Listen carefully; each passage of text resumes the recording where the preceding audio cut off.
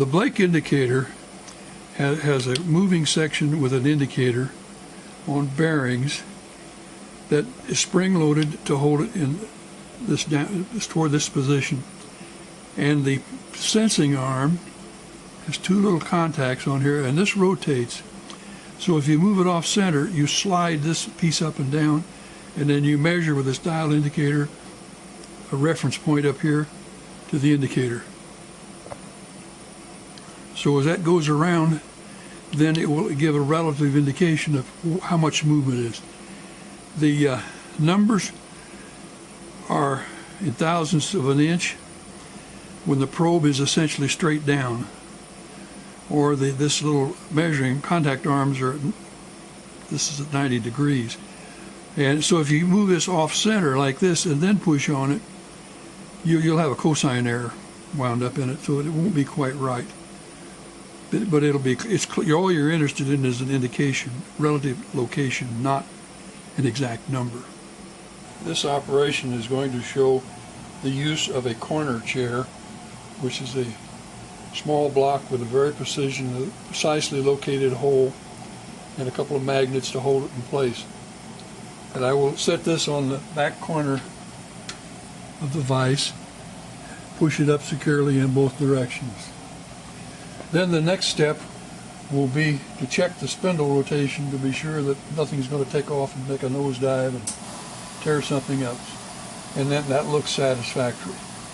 So we'll stop the spindle. Now go over to the Z position and go down.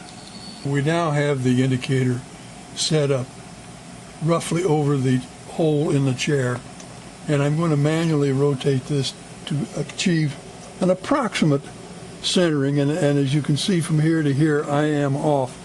So I will move the spindle now or move the table in the X position. Okay, I got the ball about over the edge of the hole. I'm off that much, so let's take half of it out of there. That'll be pretty close. And we need a little bit more on the Y. Now, we should be real close. Now I will hold the probe over to one side toward the center and go down into the hole with the ball. Now we're making contact inside. Now let's go to the X position, and let's set this at 15. Now let's rotate manually 180 degrees, and we have come almost a revolution. So that means we want to back up half of that distance, about there. And now, let's go to the Y. And now we can move the Y to about that same position. We should be pretty close. And we are very close. Now we'll turn on the power, put it under power. Now I can move the encoder. I moved 5 thousandths in that position. I got real close. Let me go down to my resolution and see, I move a few tenths, it starts coming. We'll go to the X position.